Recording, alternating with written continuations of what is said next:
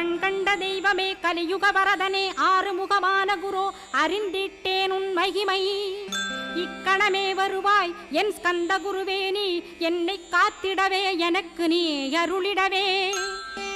அரைக்கணத்தில் நீயும் ஆடி வருவாயப்பா, வந்தனை தடுத்து வலிய ஆட்கொள் வரத குரோ.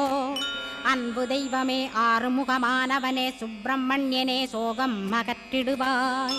ஞானஸ்கந்தரே ஞானம் அருள்வாய், நீ ஞான தண்டபாணியே என்னை ஞான பண்டிதனாக்கிடுவாய்.